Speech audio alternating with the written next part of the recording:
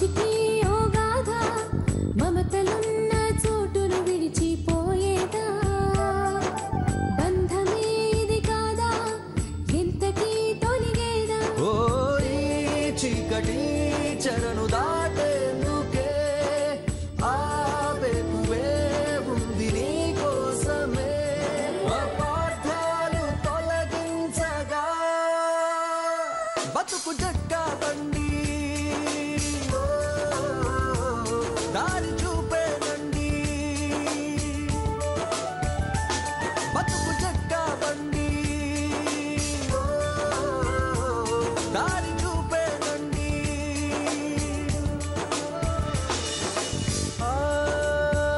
కొలిమిలో ఇనుము కాలనిదే తెలియదుగా తనలో పదునెంతో నీ ఓటుతో మార్చుకో చెల్ల చెదరైన నీ గూడు కళగా మరి నేడు అలసిన మనసుకు ఆసరందించే బతుకు జట్కా బండి ఓ, దారి చూపేనండి ఇది కథ కాదు జీవితం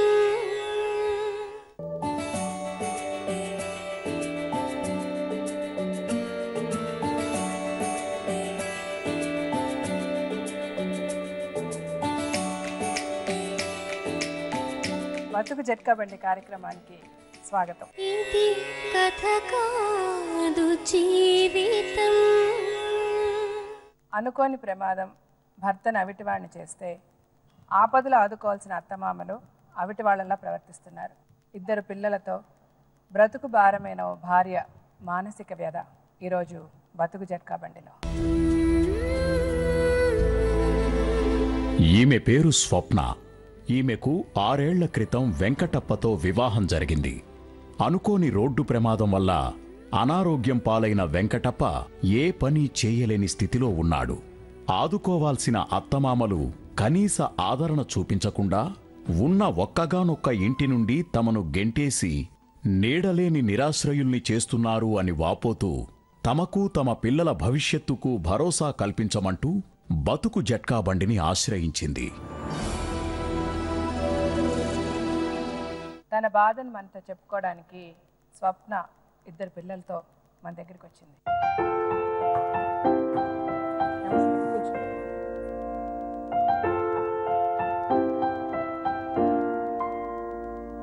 స్వప్న గారు, మీకు పెళ్ళి ఎన్ని సంవత్సరాలు అయింది? 6 సంవత్సరాలు అయింది మేడం. ఎవరి పెద్ద పాప పెద్దది కదా? పాప పెద్దది. ఎంత వయసు ఇప్పుడు పాప? 5 అండి. 5 సంవత్సరాలు. బాబుకి? బాబుకి 4. సంవత్సరం తేడాలో ఇద్దరిని కన్నారు. పెళ్ళై 5 years అయింది మీకు అంతే కదా? మీ భర్తకి యాక్సిడెంట్ అయిందని అన్నారు. ఏమైంది చెప్పండి మీకు పెళ్ళి? మా సంవత్సరం బాగానే ఉన్నాడండి. పెళ్ళైన సంవత్సరంలో ఆ 2వ సంవత్సరం రాబడికి అంటే మీ భర్త ఏం చేసేవారు? మా భర్త లారీ కేంద్రగా వెళ్ళేవాడండి. లారీ క్లీనర్ గా వెళ్ళేవాడు. మీ భర్త పేరేంటి? వెంకట అండి. మీ భర్త కూడా పుట్టిన వాళ్ళు ఉన్నారా? ఆయన తమ్ముళ్ళు? చెల్లి తమ్ముడు ఉన్నారు. ఓకే, ఒక చెల్లి ఒక తమ్ముడు ఉన్నారు. అత్తమామలు ఉన్నారా? అత్తమామలు ఉన్నారు.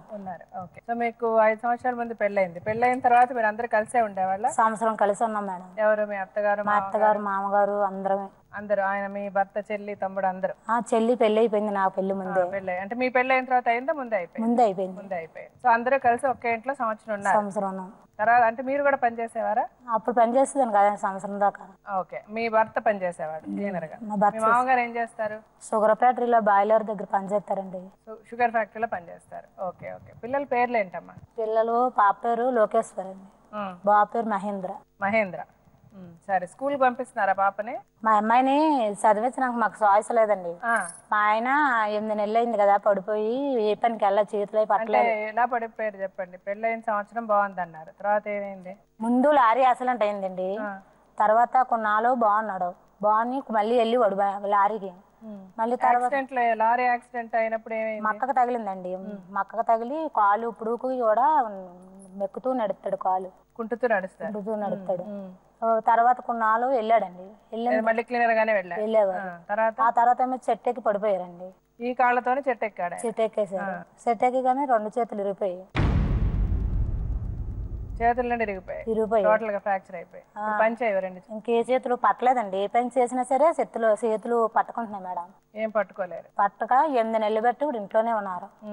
నేనే ఏదైనా కూలి పని ఉంటే వెళ్ళడం, 60 రూపాయలు తేవడం, భర్తను పోషించుకోవడం, పిల్లలు పోషించుకోవడం. మా మట్టుకు మేమే ఏరాగా ఉన్నాం. ఇప్పుడు మీ అత్త మామలతో లేరు?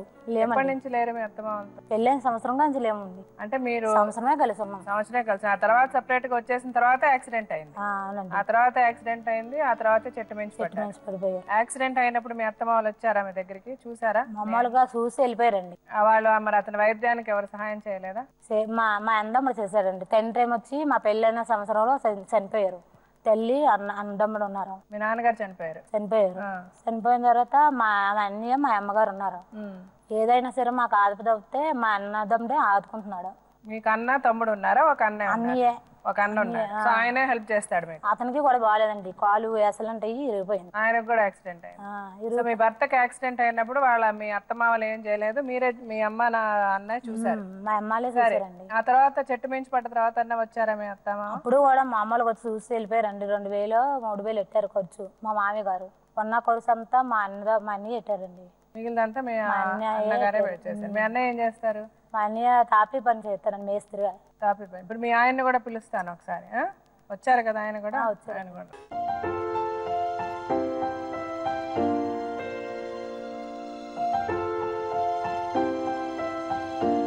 పేరేంటి?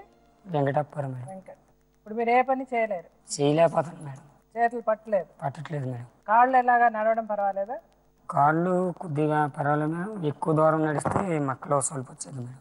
మీరు ఏమన్నా పని చేయడానికి ట్రై చేశారా? 6 months వరకు పని చేశాను మేడం. 6 months తర్వాత పని అవ్వట్లేదు మేడం. స్టీరింగ్ పట్టుకుంటే చేతులు పట్టట్లేదు. నెక్స్ట్ బండి ఎక్కి దిగడానికి కూడా కాలు సపోర్ట్ చేయండి.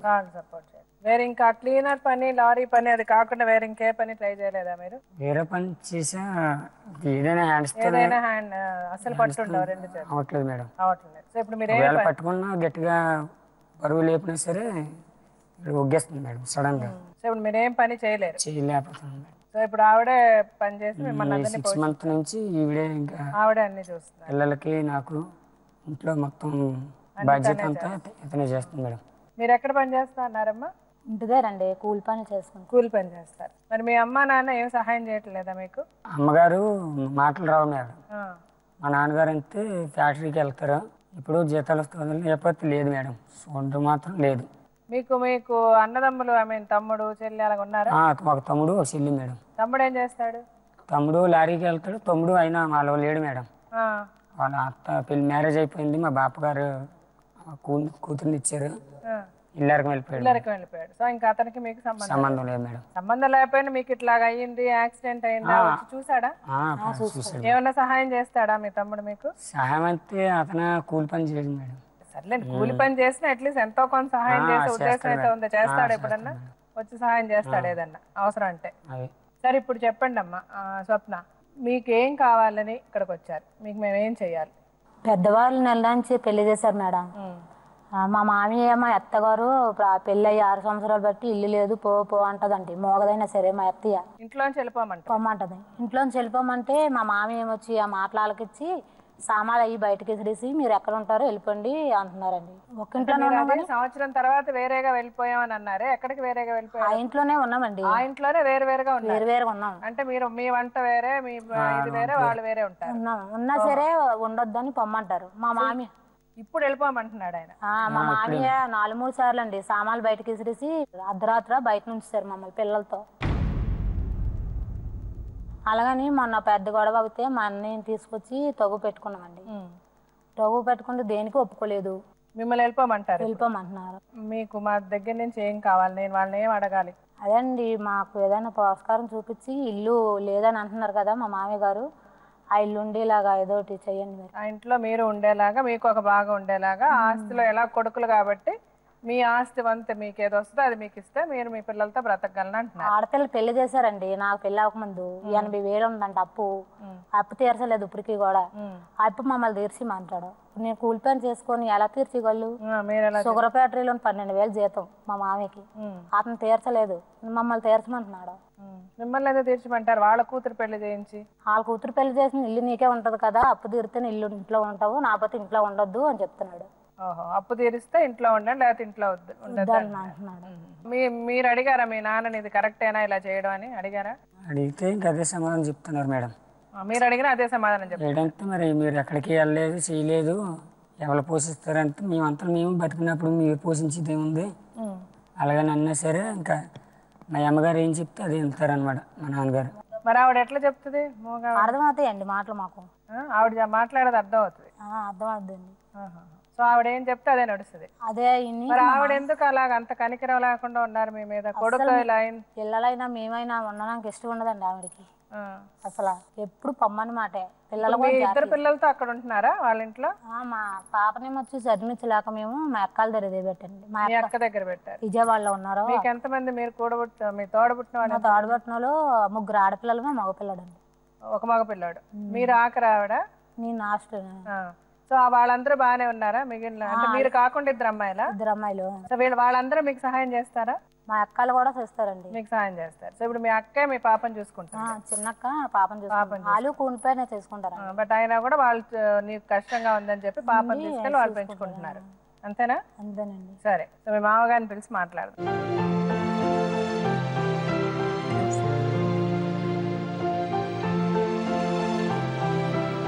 మీరేం చేస్తుంటారండి? ఎక్కడ పని చేస్తారు?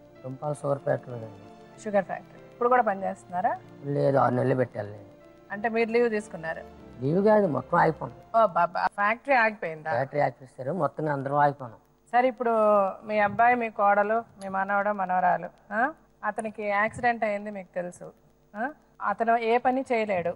ఇప్పుడు ఏం చేసినా ఆవిడే చెయ్యాలి కదా? ఆవిడే చేసి చూసుకుంటుంది కుటుంబాన్ని. ఇప్పుడు ఆవిడకున్న ప్రాబ్లం వల్ల మీరు ఉన్న ఇంట్లోంచి వెళ్ళిపోమంటున్నారంట. నాకు 2 కొడుకులు, 1 కూతురు. వీళ్ళ ముగ్గురికి పెళ్లిళ్ళు చేయడానికి 1 లక్ష రూపాయలు ఇల్లు కట్టితాడికి ఇల్లు కట్టాను. ఇల్లు కట్టిన తర్వాత పెళ్లి చేశాను. పెళ్లి చేస్తే పెళ్ళిలో కొంత అప్పు అయింది, ఇంటికో కొంత అప్పు అయింది. ఆడపిల్ల డెలివరీకి మొన్న 20,000 అయింది. మా అల్లుడు కొద్దిగా మంచోడు కాబట్టి 10,000 సర్దుకున్నాడు. మరి ఆ ఆడపిల్లని చూసుకోవాలా, మనం బతకాలా. మా ఆవిడ చూస్తే నోరు లేదు, ఏ పనికి వెళ్దాం. మొన్న ఇద్దరు కలిపి వెళ్తాను రత్తగోళ్ళలోను. దేనికి వెళ్ళి చెరువు పనిలోనే మట్టి మోయడానికి బంటాలట. ఆ బంటాలకి వెళ్తుండ్రు. ఏదో వాళ్ళు చేస్తే నెలకు 1,000-900 వస్తుంది వాళ్ళకి అంతే. అందుకంటే ఇచ్చే ఎక్కడ రాలేదు. సరే చేస్తారు, అది బాగానే ఉంది. ఇప్పుడు వాళ్ళు కూడా మా చిన్నోడు ఉన్నాడు, మరి ముగ్గురికి మరి ఇటు ఒక్కడే కదా ఇంట్లో ఉంటున్నాడు. చిన్నోడు ఇల్లు వరకు ఇచ్చాను. ఇంకా ఆడు పనికి ఆడు మనకు ఓటాకి కానీ దీనికి కానీ లేడు. ఏడి మన ఇంట్లో ఉంటున్నాడు. ఇంట్లో ఉన్నాడు. అత్త ఏదో దానికి నోరు పోయలేదు. ఏదో మాట అన్నప్పుడు ఏదో అన్నది నాతో చెప్పి, ఏదో ఆ పక్కలతో చెప్పి నువ్వు కైమాడి దాన్ని మీద తెరబడి కొట్టుకొని చేతి ఎలాగుంటది. అది నోరు లేని మరికాని తెరెత్తిపోద్ది. ఏమ్మా మీరు అలా దెబ్బలాడుకుంటారా? దెబ్బలాడుకొని కొట్టుకున్నారు. అడుగుతున్నారు ఆయన సమాధానం అంటున్నారు కదా. మరి ఆయనకి చెప్పండి అమ్మా. నోరు లేదని అంటున్నా. తప్పలేదు. ఇప్పుడు అందుకనే నాకైతే మరి మోగదే, మరి నీకు కూడా మోగదు కదా, నువ్వు వినకూడదు కదా అని చెప్పిన మాటలు. నాన్న అంగీంతే ఎలాగా పక్కోళ్ళు చెప్తారు కదా. పక్కనే అత్తనే కోళ్ళు కొడుతుంది, తప్పు కదా. అలాగే పక్కన సూరమ్మ అన్నది, మరి అత్తమే తెరబడి కొట్టొచ్చేటి. నేను స్నానం చేయడానికి వెళ్ళాను అనుకో, ఒప్పుకోదండి. ఏ రాయ ఏ సుత్తుంటే కాళ్ళ మీద కొట్టేస్తుంది. ఎందుకు కొట్టేస్తాడు? అక్కడ ఎందుకు చెయ్యాలా? నాది నువ్వు చెయ్యొద్దని, అలా కాదండి, చెయ్యొద్దని. చుట్టూ కొట్టు పని ఏంటంటే నన్ను రాయి కొట్టుకుంటున్నాను, ఎలా వెళ్ళిపోయింది అనేసి అది అన్నది. అదేలేండి. సో మీకేం జరిగిందో మీకు తెలియదు. మరి నాకు మా నాన్న తెలదు కదా. కరెక్ట్. అది సరే అమ్మా. ఇప్పుడు ఊరికి ఆవిడ ఎందుకు సుత్తి పెట్టి కొడుతుంది మిమ్మల్ని? 4 గంపలు అడుస్తుంది మేడం. 4 కాదు, వంట చేస్తా. 4 గంపల, 1 గంప, అవన్నీ మనం మాట్లాడద్దు. ఆవిడ పని చేసుకుందా? చేసింది కదా.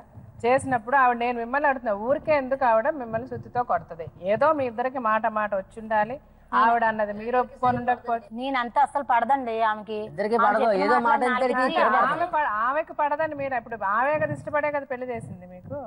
ఆమె రాలేదండి అసలు, సంబంధం కానీ దేనికి కానీ రాలేదు. కాదు రాలేదా? నేను ఒక్కడిని వచ్చినా నా పెళ్లికి, ఆమె తీసి రాలేదా? అసలు ఆమె తీసుకురాలేదు. అడిగి చెప్పను వచ్చింది లేదో. సంబంధాలకు రాలేదు రాలేదు నాసురు కూడా నేను అది కలిసి భోజనాలు లేట్ అది. అమ్మ రాలేదు నాన్న. అంటే మీ అమ్మకి ఇష్టం లేకుండా చేసుకున్నారా మీరు అమ్మాయిని? చేసుకోవడం కాదు మేడం, అక్కడ సిచ్యువేషన్. కాకపోతే ఈవిడ స్నానం చేయడానికి అవతలకి వెళ్ళింది. ఆవిడ ఏంటంటే ఇంకా ఈవిడ పని చేయలేదనేసి కాలుతో సుత్తి మామూలుగా ఈవిడ వెళ్ళిపోతుంది, యువతల స్నానం చేయడానికి వీలు లేదు అలాగని కాలుతో సుత్తి మీద పుట్టింది. ఇతనా కూడా అదే భర్త ఇక్కడ స్నానం చేయడానికి అదెంత చేసేది దానికేం సంబంధం ఇల్లేది లేదు అని ఇతను కూడా సామాన్లు బయటకి తీసాడండి.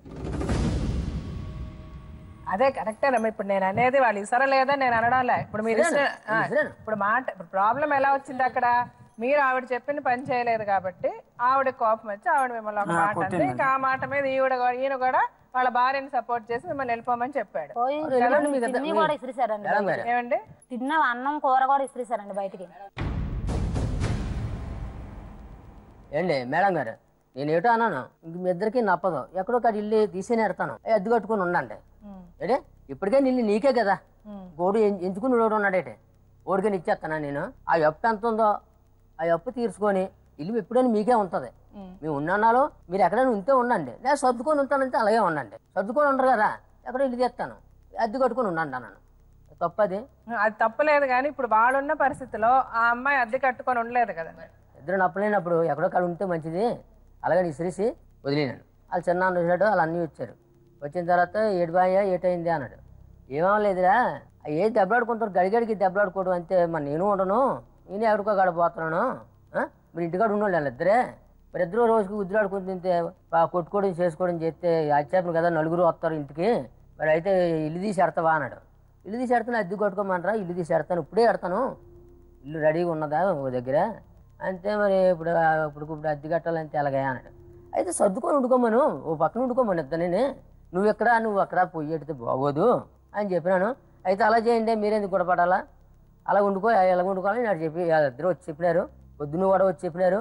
చెప్పిన తర్వాత మరి వండుకుంటుంటారు. సరే ఇప్పుడు జరిగింది మర్చిపోండి, నేను మీతో అదని మీరు పెద్దవాళ్ళు, మీరు మీ పిల్లల వాళ్ళు నిజంగా తప్పు చేస్తున్నా మీరు వాళ్ళని క్షమించాలి. మీ మనవడు మనవరాలు అంత చిన్న పిల్లలు, వాళ్ళ మొహం చూసి నోరు లేకపోయినా కుర్రోళ్ళకి అన్నం పెడతలేదో అడగండి, ఆవిడని అడగండి. సరే నేను కానీ ఈవిడంతేనే కిట్టదు. మరి మా ఆవిడకి అది నేను రూల్గా చెప్పేస్తాను. ముందు యాక్సిడెంట్ అయిందా, చెట్టు మించి పడ్డాడా? ముందు లారీ యాక్సిడెంట్ అయిందంట కదా. లారీ యాక్సిడెంట్ కాదండి, చెట్టు మించి పడ్డాడు. లారీ యాక్సిడెంట్ ముందైంది మేడం. చెట్టు మించి దెబ్బ తగిలింది. దెబ్బ తగిలితే నేను 3000 పెట్టాను. అసలు కన్న కొడుకని పెట్టించుకుంటున్నా కదా మేడం, ఏమన్నా తెలియని ఎందుకు.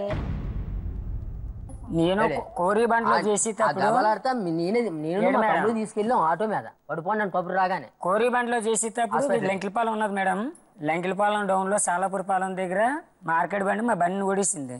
బండిని కొడితే మేము ఎగరెళ్ళి బండి మేము గుద్దేశంలోనే వెంటనే క్యాబిన్ మొత్తం మడతోడిపోయి ఈ కాలు ఉండిపోయింది మేడం.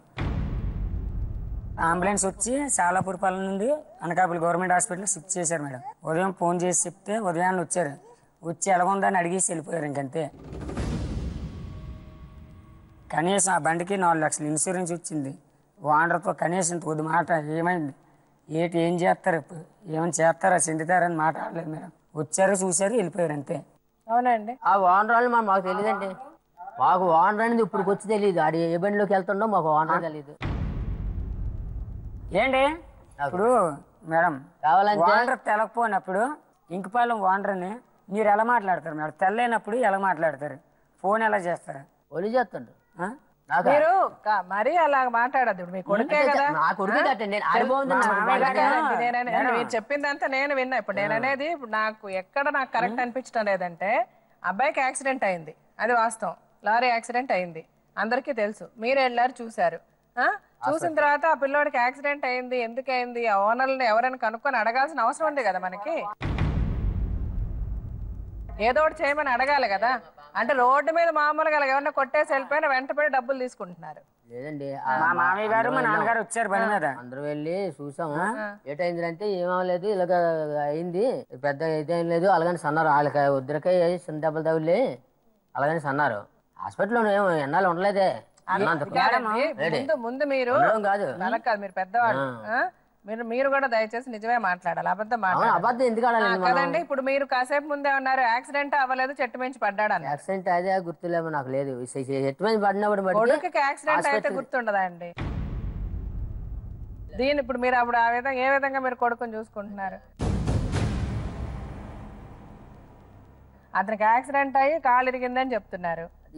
అయిపోయిందండి. యాక్సిడెంట్ అయిన 2 years అయింది. మా బాబు కడుపులో ఉన్నాడు మేడం. మా బాబుకి 7వ నెల కడుపులో ఉన్నాడు.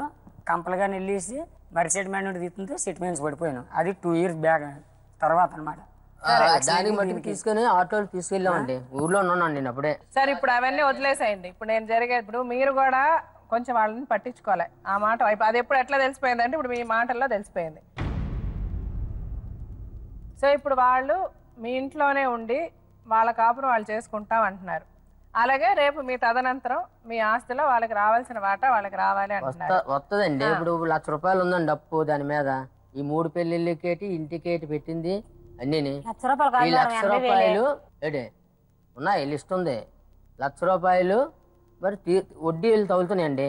అప్పుడు నెల నెలకి జీతాలు వచ్చాయి నాకు. వడ్డీలు కట్టు అలాగా వడ్డీలు కడితే ఆయన సగం సగం పేమెంట్లు ఇచ్చేవారు.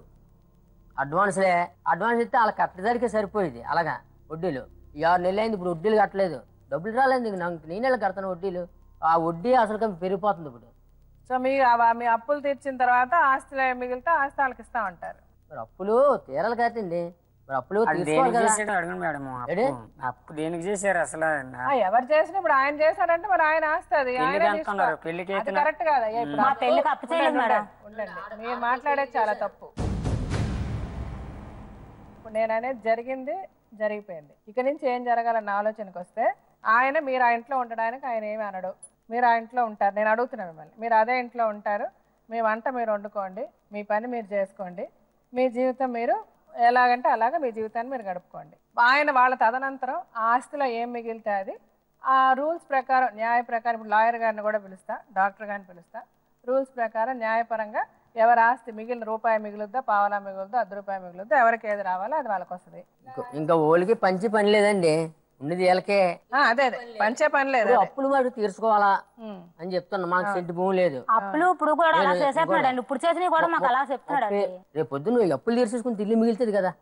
ఇల్లు మిగిలితే మీకేనే ఉంటది. లేకపోతే చిన్న కొడుకు వస్తాడా, లేకపోతే పాడపిల్లలు వస్తుందా, ఇంకోళ్ళు వస్తారు. ఇప్పుడు ఆయన చెప్పిన దాంట్లో అస్సలు 0.001% తప్పు కూడా లేదు, సరేనా? తప్పు 200% మీ సైడే ఉంది. మీ అత్తగారు సరే మిమ్మల్ని తిట్టుతున్నారన్న మాట వాస్తవం. ఆయనే చెప్తున్నారు ఆవిడికి మీరంటే ఎందుకో ఇష్టపడదు అని చెప్తున్నారు. సరే మీరు కూడా ఏంటంటే ఆవిడకి ఇష్టపడనప్పుడు ఆవిడకి ఇష్టం పెంచేలాగా మీరు కూడా ఏమీ చేయలేదు. ఇప్పుడు ఏంటంటే ఎప్పుడన్నా కూడా అమ్మ 2 చేతులు కలిస్తేనే శబ్దం, కరెక్టా? మీ అత్తగారు తిట్టినప్పుడు మీరు ఆవిడకి మంచిగా చేశారనుకోండి, ఆవిడ ఎన్నిసార్లు తిడద్ది? 1 సారి తిడద్ది, 2 సార్లు తిడద్ది, 3 సార్లు, 4వ సారి ఆవిడకే అనిపిస్తుంది నేను ఇంత చేసినా కూడా ఈ అమ్మాయి ఎంత మంచిగా ఉంది, సరే ఏదో తను బతుకుతుంది కదా, నాదే కదా తప్పు అని ఆవిడ డెఫినెట్గా రియలైజ్ చేస్తారు. బట్ మనం అవకాశం ఇవ్వలేదు. ఏ విధంగా మీరు ఇవ్వలేదంటే ఆవిడ కోప్పడితే మీరు కోప్పడ్డారు, ఆవిడ ఒక మాట అంటే మీరు ఒక మాట అన్నారు.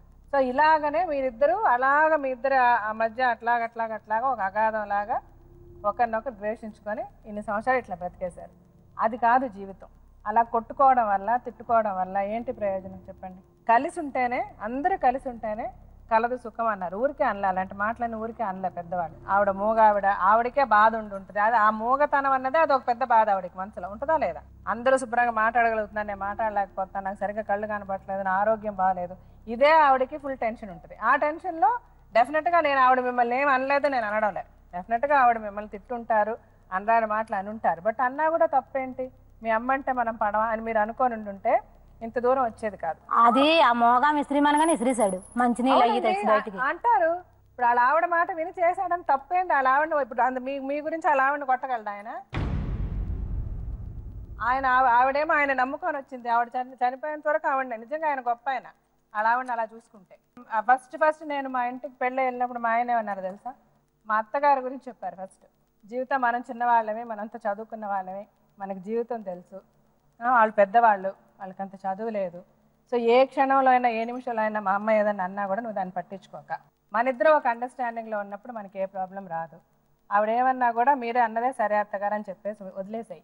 అప్పుడు ఆవిడ సంతోషంగా ఉంటుంది.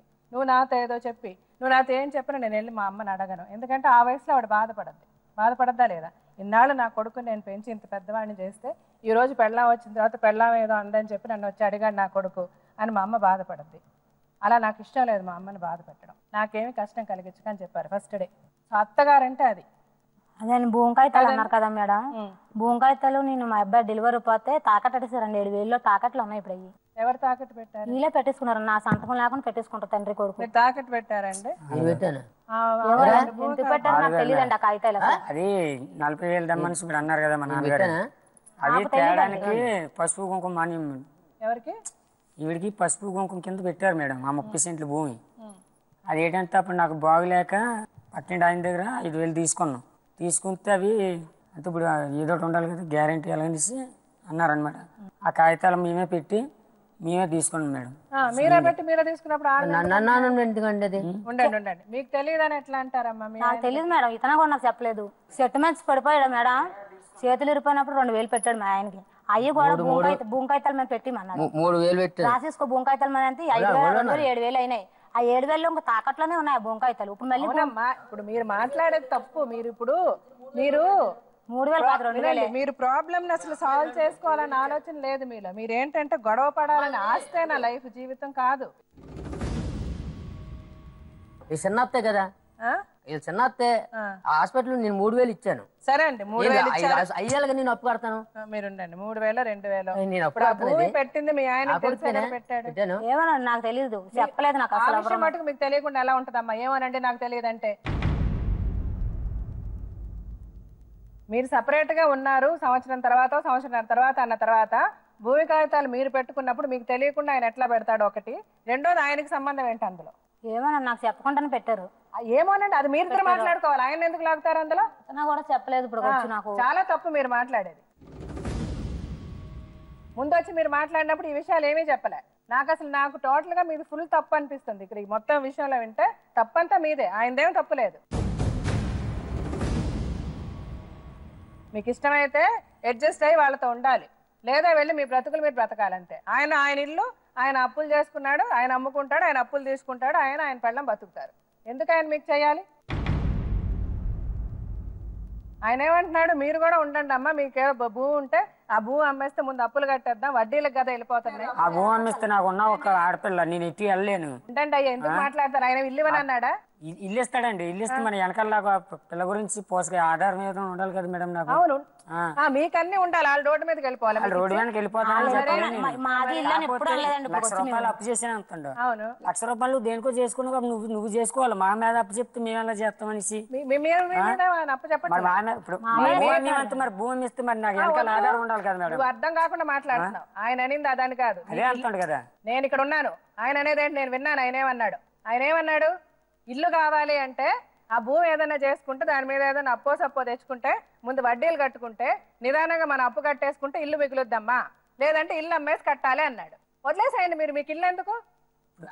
ఉండండి అయ్యా, మీకు పొలం ఉంది కదా, మీ పొలంలో మీరు కౌలు చేసుకుంటారో అప్పు చేసుకుంటారో అమ్ముకుంటారో మీరు చేసుకొని మీ బతుకు మీరు బతకండి. ముసలోళ్ళు నాళ్ళని ఎందుకు అడుగుతారు మీరు?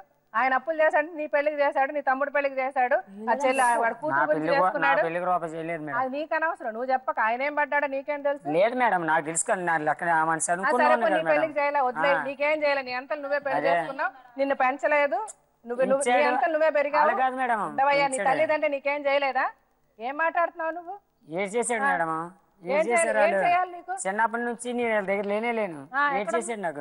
మా నాన్నమ్మ దగ్గర మా నాన్నమ్మలు పెంచారు. మీ నాన్నమ్మ ఎందుకు పెంచింది? మీ నాన్నమ్మ ఆయన కంద కాబట్టి పెంచింది. ఊర్లో వాళ్ళందరినీ తీసుకెళ్లి పెంచుద్దా మీ నాన్నమ్మ? లేదు మేడం, అంత అంటున్నారు కదా ఇప్పుడు. ఆయన నిన్న కన్నాడు కాబట్టి మీ నాన్నమ్మ నిన్ను పెంచింది. ఎందుకంటే ఆవిడ ఆయన కంద కాబట్టి. తల్లిదండ్రుల బాధ్యత ఎంతవరకు?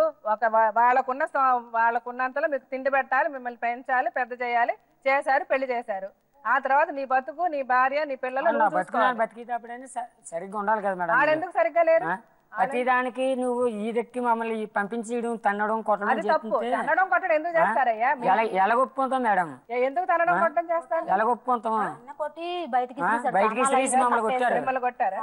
మీ ఆయన కొట్టారండి? చెయ్యుట్టుకొని నెంపగా కొట్టాను కానీ అయాలు ఇసిరినాడే.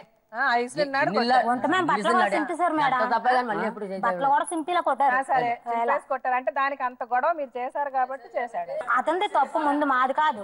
సరే ఇప్పుడు నేను అనేది విని అతనిదే తప్పు. ఇప్పుడు అతను ఏమంటున్నాడంటే, నేను ఇప్పుడు లాయర్ గారిని కూడా పిలుస్తా. అతను ఏమంటున్నాడంటే తప్పు మాకు కుదరట్లేదు, వాళ్ళకి మాకు కుదరట్లేదు. సో మీ బ్రతుకులు మీరు బ్రతకండి, పెళ్లిళ్ళు చేసేసారు, అయిపోయింది. ఇంకా ఉండండి మాట్లాడద్దు. అలాగే బతికితే ఇక్కడికి రావాల్సిన అవసరం లేదు. మీరు ఆయన బతుకుతాడు, మీరు వెళ్ళిపోండి, మీరు ఇల్లు చూసుకోండి, ఉద్యోగం చేసుకుంటారో కష్టపడతారు, మీ బ్రతుకులు మీరు బ్రతకండి. ఆయన మిమ్మల్ని అడగట్లా. ఆయన మీ అప్పుల గురించి ఆయన మిమ్మల్ని అడగడు. మీరు 20,000 లెక్క ఏదన్నా ఉంటే అది కూడా ఆయన చెప్తాడు మీకు. ఆ లెక్క సంగతి కూడా నేను అడిగి చెప్తాను ఆయనకి. అంతే, తెగతింపులు చేసుకోండి, ఎవరి జీవితం వాళ్ళు బతకండి, అయిపోయింది. ఇంకెందుకు ఇక్కడ గొడవ ఉంది? నేను ఇప్పుడు పిలుస్తాను లాయర్ గారు, నేను డాక్టర్ గారిని. సార్ రండి సార్, మ్యామ్ రండి.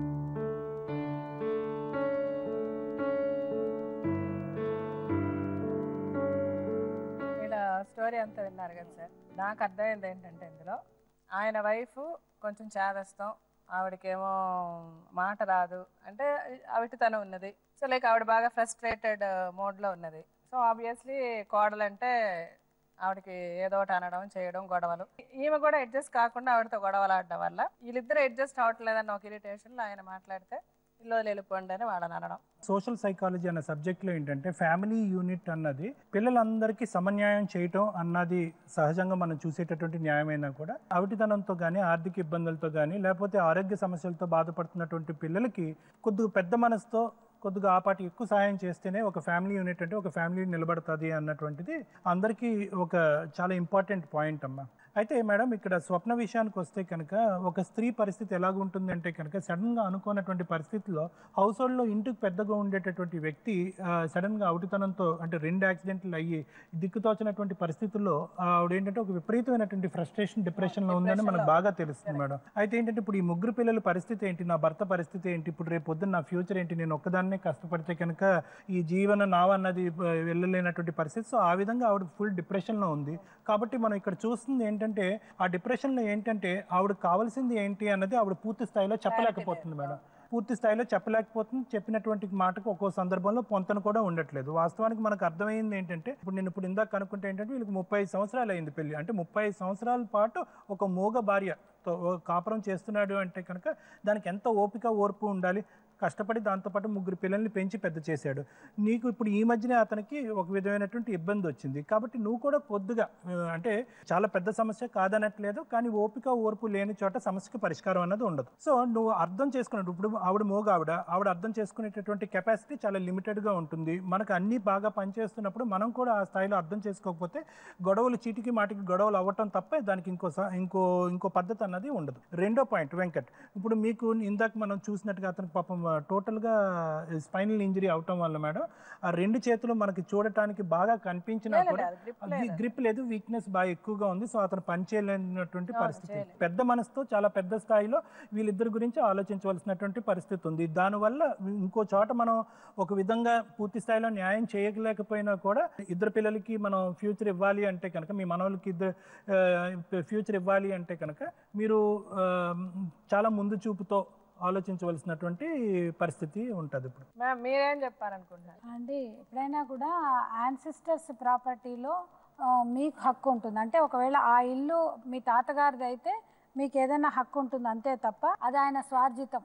ఇంకొకటి, ఆయనను మీరు పోషించమని అడిగే హక్కు మాత్రం ఎట్టి పరిస్థితుల్లోనూ వీళ్ళకి లేదండి. ఎందుకంటే ఒకవేళ భర్త లేని పక్షంలో చాలా మటుకు సుప్రీంకోర్టుల కేసెస్లో ఏమంటారంటే భర్త లేనప్పుడు 125 CRPC కింద కోడలు మామగారి మీద మెయింటెనెన్స్ అనేది అడగచ్చు. కాకపోతే ఇక్కడ మీకు భర్త భగవంతుడి దయ వల్ల అన్నీ ఉన్నాయి, కాకపోతే శారీరక లోపం ఉంది, కానీ హక్కుతోటి ఆయనను మీకు పోషించాలి అనే మాత్రం లాలో ఎక్కడా లేదు. ఇంకోటి, ఎప్పుడైతే రెస్పాన్సిబిలిటీస్ షేర్ చేసుకుంటారో అప్పుడే కూడా మీకు ఆ ఆస్తిలో హక్కు అనేది వస్తుంది. వాళ్ళు మీరు కలిసి ఉండడానికి మీరు ఎటువంటి ప్రాబ్లము లేదు అని అంటే మనం ఒక పని చేద్దాము, లీగల్ సర్వీసెస్ అథారిటీకి దీన్ని రెఫర్ చేసి ఈ టర్మ్స్ ప్రకారం మేము వాళ్ళు కలిసి ఉంటాము, ఈ అప్పుని ఇలా తీర్చుకుంటాము అని చెప్పి మీరు రాసుకుంటే. మేడం కలిసి ఉంటే ప్రాబ్లం ఏంటి తెలుసా, ఇద్దరు మూడు దాలు వండేసుకొని కొన్ని అన్నం లేకుండా చేస్తారు మేడం. అంటే మీరు కలిసి ఉంటారు కానీ మీకు ఆస్తిలో కలిసి ఉంటే 40,000 మీరు కట్టు 40,000 మేము కడతామని చెప్పాం.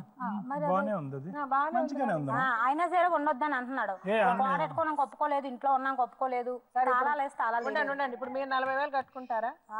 కట్టుకుంటాం. ఉండండి, మీరు 40,000 కడతారు, ఆయన 40,000 కడతాడు. ఓకేనా? దీనికి ఒప్పందం 80,000 అంగే అప్పు. 80,000 అప్పే చెప్తున్నా. 80,000 అప్పులో 40,000 మీరు కట్టడానికి రెడీ. సో ఆయన 40,000 కడతాడు. 40,000 నేను ఇంకా వడ్డీలు ఏమన్నా ఇంకా నా వడ్డీలు అలా అడగలేదు కదా నేను. ఏదైనా సగం సగం ఎంతో కొంత తక్కువ ఎలాగోలాగా నేను కట్టుకుంటాను.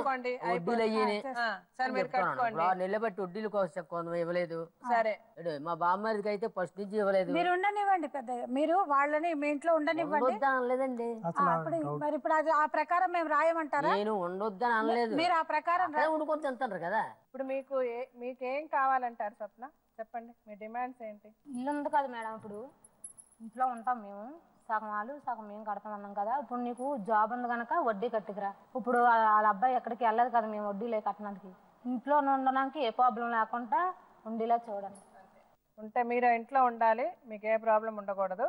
మీరు ఆ అప్పు 80,000 40,000 మీరు కట్టుకుంటారు. వడ్డీలు అయ్యి మమ్మల్ని అడగద్దు, మేము కట్టుకోలేము. అంతే కదా? అంటే మీరు ఇది మీ మనవాళ్ళ గురించి చేస్తున్నారు అనుకోండి. అంటే నిజంగా మీ వయసులో పిల్లలు సంపాదించి పెడితే మీరు హ్యాపీగా సంతోషంగా ఇంట్లో ఉండాల్సిన వయసు మీది. తల్లిదండ్రులు పిల్లలు అలాగే చూసుకోవాలి. కానీ మీ దురదృష్టం మీకు సరే పర్వాలేదు, అది అందరి తలరాతలు మన చేతుల్లో లేవు, మన పుట్టుకతో రాసేసి వస్తాయి తలరాతలు. సో ఉన్నది మన బ్రతుకు, ఇప్పుడు ఉన్న మన జీవితం ఏమిటో ఉన్నంత వరకు ప్రశాంతంగా బ్రతకాలి అంతే. సో మీరు ఈ వయసులో కూడా కష్టపడి వెళ్ళి పని చేసుకొని అప్పు కట్టుకునే పరిస్థితిలో ఉన్నారు. నిజంగా మీకు దండం పెడుతున్నాను. నేను మనసారా నేను కోరుకుంటున్నాను సార్, మీకు ఆ భగవంతుడు మంచి ఆరోగ్యం ఇవ్వాలని. ఇప్పుడు సూర్యనారాయణ గారు కొంచెం నా మాట విని 40,000 వాళ్ళు కట్టుకుంటారు. ఆ 80,000లో ఇంకా వాళ్ళ పోషణ అది మీకు సంబంధం లేదు. మీకు చేతనైన రోజు మీ మనవడు మనవరాలు మీ కొడుకు కోడలని మీకు ఏదైనా చేయగలిగితే చెయ్యండి. అది మీకు ఫోర్స్ లేదు ఇందులో. బట్ ఆ ఇంటిలో ఒక భాగం వాళ్ళకి ఇచ్చేసి ఆ భాగంలో వాళ్ళు ఉండనివ్వండి. నా మాట దయచేసి మీ భార్యను కూడా చెప్పి వాళ్ళతో ఏ విధమైన ఇంటర్ఫిరెన్స్ వద్దు. ఈ పోర్షన్ వాళ్ళది, ఈ పోర్షన్ మీది. ఎప్పుడన్నా ఇష్టమైతే మాట్లాడుకోండి, కష్టమైతే మానేయండి. మీరు కూడా కలిసే ఉండండి, మీ పని మీరు చేసుకోండి. ఆవిడ ఏదన్నా అన్నా కూడా ఆల్రెడీ మనం విడిపోయాం కదమ్మా, మీ పని మీది నా పని నాది, నాకేమీ చెప్పకండి అని చెప్పి వదిలేసేసుకోండి అంతే, పట్టించుకోకండి. మీరు అక్కడ ఇంకొకసారి ఆయన మీరు ఇంట్లోంచి వెళ్ళిపోండి అన్న మాట ఆయన అనరు. మీరు మీ మాట ప్రకారం మీరు ఆ 40,000 కట్టేసేయండి. మీరు కాదు ఆ ఇంట్లో ఉండాలి చెయ్యాలంటేనే ఈ రూల్స్ అన్ని. లేదంటారా మీరు వదిలేసాను, మీరు అప్పుడు కూడా కట్టద్దు, మీరు సపరేట్ గా ఉండండి, ఆయన ఇల్లు అమ్ముకుంటాడో ఎలా కట్టుకుంటాడో అప్పుడు కట్టుకుంటాడు, వదిలేయండి, అయిపోతుంది. సింపుల్ కదా. కట్ట మనుషులు అన్నీ కాకపోతే ఏంటంటే మనకు అసలు మనకు తెలియదు, తెచ్చిన డబ్బులు రూపాయి మనకు తెలియదు. నీకు తెలుసా నువ్వు ఇల్లు కట్టడం? నీకు తెలుసా నువ్వు దగ్గర ఉండి ఇల్లు కట్టించావా? కట్టించుకుంది ఆయన. ఆడపిల్ల పెళ్లికి పిల్లకి పెళ్లి చేసింది ఆయన. తప్పు ఆయన. మీ ముగ్గురిని ఆయన ఎట్లా పెంచాడు? ఇక్కడ సమాధానం చెప్పు. ఆయన ఎలా పెంచాడో కనుక్కున్నారా? లేదు కదా. ఆయన కష్టాలు ఆయన పడ్డాడు, మిమ్మల్ని పెంచాడు, మిమ్మల్ని చదివించాడు, మీకు పెళ్లిళ్ళు చేశాడు. ఆయన అప్పులు ఎలా చేశాడని మీరు ఆయన అప్పులు చేసినప్పుడు వీళ్ళు అడిగారా? ఆయన మీకు చెప్పాల్సిన అవసరం లేదు. ఇప్పుడు చెప్తాడు. ఇప్పుడు మీరు కడితే మీరు 40,000 కడితే ఎక్కడ 40,000 కట్టాలి, ఆ 40,000 ఎందుకు చేశాను అని ఇప్పుడు చెప్తాడు నీకు. అంతకుముందు నీకు ఎందుకు చెప్పి చేస్తాడు? అలా మాట్లాడక, అది కరెక్ట్ కాదు. అలా కాదు మేడం, అప్పు చేసినప్పుడు మరి అప్పు అలాంటి ఎక్కడ చేస్తాను. చిన్నప్పుడు ఏదో పోయింది, పెద్ద ఇప్పుడు ఈ మధ్య చేశాను అంటాడు అప్పు. అవును చేశాడు, చెప్తున్నాడు కదా. దేనికి చేశాడు అప్పు? మంచికే చేశాడు కదా, ప్యాకెట్ అట్టని చేశాడా? దేనికి చేశాడు? మంచి తాగుతాడా ప్యాకెడతాడా? తాగుతాడండి బాగా. ఆయన కష్టపడ్డాడు కాబట్టి ఆయన తాగుతున్నాడు. వెంకట స్వప్న మీ ఇద్దరికి ఒకటే చెప్తున్నా, మీకు ఆయన ఇష్టం. ఆయన అప్పు చేసుకున్నాడా, తాగాడా, తందనాలాడా, ఏం చేశాడు అది ఆయన ఇష్టం. ఆయన ఆస్తి ఆయన కట్టుకున్నాడు, మీకు పెళ్ళిళ్ళు చేసేసాడు, ఆయన రెస్పాన్సిబిలిటీ అయిపోయింది. మీరు ఇప్పటికి కూడా మీరెళ్ళి మీ జీవితం మీరు జీవించడానికి ఎవ్వరు ఇక్కడ నో అని చెప్పరు. మీరెళ్ళి ఆయనతో ఉండాలంటేనే మీరు ఆ 40,000 కూడా కట్టాలి. అవసరం లేదు. మీరు ఆ 40,000 మీరే మొదలుగా వినండి, మీరు మొదలు పెట్టుకోండి.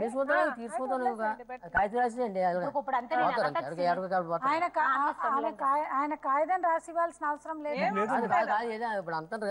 ఏం పర్లేదు. మీరు అప్పుడు మీరు వదిలేసి వెళ్ళిపోండి. వాళ్ళ ఇల్లు వాళ్ళ యాక్చువల్ గా అమ్మాయి అన్నది కరెక్ట్. ఎందుకంటే ఇప్పుడు ఇమ్మని చెప్పలేదు, ఇప్పుడు ఇమ్మని చెప్పలే. ఆయన ఏమన్నాడు, వీలైనంత తొందరగా కట్టండి ఎందుకంటే వడ్డీలు పెరిగిపోతాయి అని చెప్పాడు. దానికి నేనేమన్నాను, ఒక పని చేయండి అమ్మా, మీరు లేటుగా కట్టుకుంటానంటే ఆ 40,000కి ఈ రోజు నుంచి, మీరు ఈ రోజు ఒప్పుకున్నారు కాబట్టి ఈ రోజు నుంచి వడ్డీ మీరు కట్టుకోండి. అప్పుడు సంవత్సరం కట్టుకోండి, 2 సంవత్సరాలు కట్టుకోండి, అది మీ ఇష్టం అని నేను చెప్పా. ఇప్పటి నుంచి ఇప్పుడు డబ్బులు ఎవడు కట్టమన్నాడు మిమ్మల్ని? ఏం మాట్లాడుతున్నారు మీరు? ఇప్పుడు ఒకటే మాట, మీరు 40,000 ఆ ఇంట్లో ఉండాలి అంటే మీరు 40,000 అప్పు మీరు కట్టాలి. అది ఎప్పుడు కడతారో ఆయనకు అనవసరం. ఈ రోజు నుంచి ముందు వరకు వడ్డీ సంబంధం లేదు. ఈ రోజు నుంచి వడ్డీ మీరే కట్టుకోవాలి. మీరు ఎప్పుడు కట్టుకుంటే అప్పుడు అలా కట్టుకొని ఆ ఇంట్లో ఉంటే ఉండండి, లేదంటే మీరు వెళ్ళిపోండి. ఆయన బతుకుతాడు, ఆ ఇల్లు అమ్ముకుంటాడు. పెద్దయ్య మీరు ఆ ఇల్లు ఎప్పుడు అమ్ముకుంటారు, అమ్ముకొని మీ అప్పులు తీర్చుకున్నాక మీకు ఏదన్నా కొడుకు, పాప అవిటవాడు కాబట్టి ఆ కొడుకు మనవాళ్ళకి ఏమైనా చేయగలిగితే చెయ్యండి. నా రిక్వెస్ట్ అలా ఒకటే, ఎందుకంటే ఆడపిల్ల, 2 పిల్లలు ఉన్నారు, అతను పని చేసుకోలేడు కాబట్టి, ఆయన మిమ్మల్ని అందరినీ నమ్మొచ్చింది కాబట్టి ఆ అమ్మాయి అనుకోలే అతను అలా అవుతాడని చెప్పి. ఆ అమ్మాయి దురదృష్టం అలా జరిగింది. అతను ఏమి చేయలేకపోతున్నాడు కాబట్టి మీరేమైనా సహాయం చేయగలిగితే ఆ కుటుంబానికి చేయండి. వాళ్ళ అమ్మమనుకుంటారా లేదా వాళ్ళ అప్పు 40,000 వడ్డీతో కట్టుకుంటారా వాళ్ళ డెసిషన్. ఇప్పుడు 80,000 తెచ్చానని సంతానం అడగండి, 40,000 తగ్గ నాకు నోట్లు లాగా ఇచ్చేయాలి. మేము అదే కదా చెప్తున్నాం. 40,000 మేడం మొత్తం పక్క నుండి రాయించిస్తుంది. లీగల్ గా ఆ 40,000 మీరు కట్టుకుంటారు. ఆ 40,000కి ఈ రోజు నుంచి వడ్డీ ఎంత ఉందో అది మీరు కట్టుకుంటూ అప్పు తీర్చుకుంటారు. అలా చేయకుండా ఉండరు. ఊరిని నేను డబ్బులు ఇచ్చేసి ఆయన మొహాన్ని కొట్టేసి నేను ఇంకొకరు వచ్చి అడగరు. మేము ఎందుకు ఇంకా అక్కడ ఓకే అంటే టకటకా చెప్పండి. ఏది చేసినా లీగల్ గా కరెక్ట్ గా చేస్తాం. రాయండి. ఏం రాయమంటారు? అప్పు 40,000 మాకు సగం, వాళ్ళ సగం. సో 40,000 అప్పు, ఆయనకున్న అప్పులు మొత్తం మీరు లిస్ట్ ఇవ్వాలి పెద్దయ్యా. అందులో 40,000 అప్పు వాళ్ళు కడతారు. వాళ్ళ పని వాళ్ళది, మీ పని మీది. దయచేసి మీరు వాళ్ళని ఇబ్బంది పెట్టకుండా, అంటే మీరు ఇబ్బంది పెట్టారు నేను అట్లా అంటే మీ సర్కమ్స్టాన్సెస్, మీరున్న పరిస్థితులు దయచేసి మీ భార్యకు కూడా చెప్పి వాళ్ళ బ్రతుకులు వాళ్ళని బ్రతకనివ్వండి. మీ మనవరాలకి పెళ్లి కూడా మీరే చేసి ఆ కుటుంబంతో మీరు చేదోడు వాదోడుగా ఉండాలని నేను కోరుకుంటున్నా. పెట్టుకోకుండా కుర్రోళ్ళు అడగండి, కుర్రోళ్ళు ఎప్పుడు కూడా నా దగ్గర ఉండే కుర్రోని కూడా తీసుకొచ్చి భోజనం పెట్టుకుని తింటాను. ఇప్పుడు కూడా అంతే. ఇంకా ఇప్పుడు ఏమీ జరగలేదు. నేను చెప్పేది ఒకటే, మీ మధ్య ఏమీ జరగలే, మీరు మనసులో పెట్టుకోకండి. వాళ్ళు ఎప్పుడు మీ పిల్లలే. మీకు చేతనైనది ఆ పిల్లలకి దయచేసి చెయ్యండి. మీ కొడుకుకి కూడా ఏ విధంగా సహాయం చేయగలగాలో చెయ్యండి. స్వప్న, వెంకట్ వీళ్ళిద్దరి కుటుంబం గురించి ఇప్పుడు మీరు అందరూ తెలుసుకున్నారు. దయచేసి ఇప్పుడు ఆ కుటుంబంకి ఎంతో కొంత సహాయం అవసరపడుతుంది. ఎందుకంటే అతని అవిటితనం, అతనేమి పని చేసుకోలేడు, 2 పిల్లలు, స్వప్న ఒక్కరితే కష్టపడితే కానీ ఆ కుటుంబం నడవదు.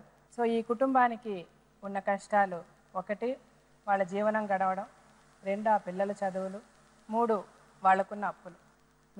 మీకు చేతనైన సహాయం, మీ వల్ల అయిన సహాయం, ఎవరు ఏం చేయగలనా దయచేసి మమ్మల్ని కాంటాక్ట్ చేయండి. Thank you so much.